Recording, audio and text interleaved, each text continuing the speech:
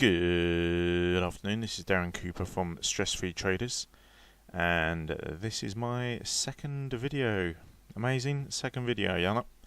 I know you're excited, and let's just get stuck into some basics. I've had a few emails off people just to see my first video, and a few friends actually.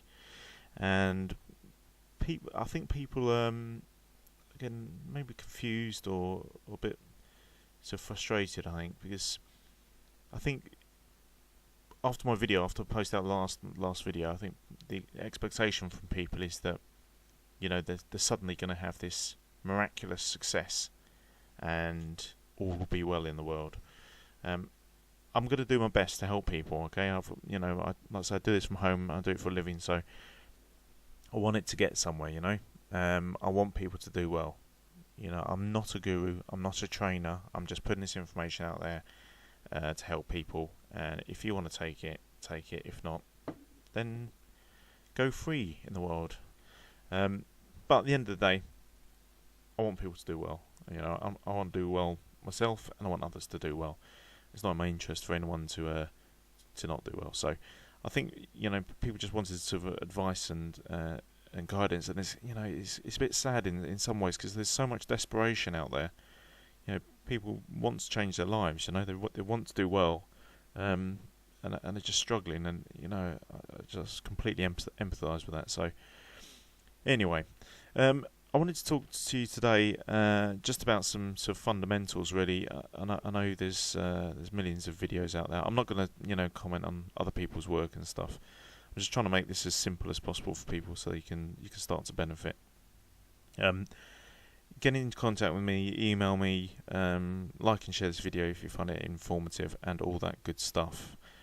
What I'm looking at here is pound-dollar 5 minute, and people are asking me about support and resistance levels, and do you need them, or do you just use channels, or do you just use candlesticks with channels, or do you use Renko, or do you use Heikin-Ashi, or whatever other type of trading method?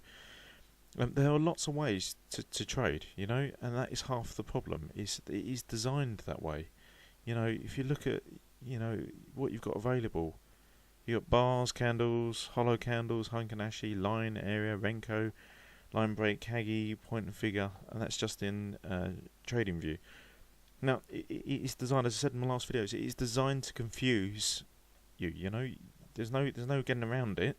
This stuff is out there, and it's giving you options. The more options people have, the less successful you will be, because it will confuse you. It's like blinding people with science. All these flipping geniuses out there who like to make it so complex, and you start to have a brain ache just thinking about it. You can get a clean. The best thing to do is clear all the crap out. How many times have we been here? In the same situation, you go in and go right. This Bollinger Bands. Everyone loves Bollinger Bands. They're great. Well, I'll whack them on, and then what I'll do is moving averages. I know moving averages. I've used moving averages. Moving averages. Let's put on exponential. Yeah, exponentials are good. I like exponentials. And should we put on put on some more least squares? Hull's a good one, actually. Actually, it's a good one. But you start to get all this crap starts to come in, and I'm not saying you can't use these things, because I do use them. However, you've got to use them in the right context, and not have a strategy that's completely dependent on lagging indicators. Because you can get caught so easily, and it's more interpretation needed. I'm not saying don't use any indicators, but you've just got to be smart in the ones you use. Once you start to get all these sort of indicators coming in everywhere, it starts to get confusing. Moving averages, I love moving averages, but you can't let them make you have bad trading decisions. It's easy to get sucked in by them and rely on them totally, and you miss opportunities, and then you look back and you go, why didn't I take that? I could have seen it, and then you start to get support and resistance lines and channels put in, and all of a sudden things are getting so cluttered you can't see the wood through the trees. So we're not Well, I'm certainly not. I am not a rocket scientist. You know, if I was, I'd be earning a lot of money and be very happy working for NASA or something. Probably wouldn't be happy actually. Sounds pretty boring. Well, it's nice making rockets, but you know what I mean. So let's keep it simple. Yeah, don't let's get rid of all the crap to start with, and let's start talking about some basics. So we've got our support and resistance lines. Now, what I do, just to get an idea initially, is you just come out and then we try and see some basic levels. You always see, and I've put some levels in here. See, simple levels where it's hitting. Doesn't have to be precise, doesn't have to be bang on the money, but they are actually pretty bang on. And they're simple to put in. You don't, you just go here, look, you can see.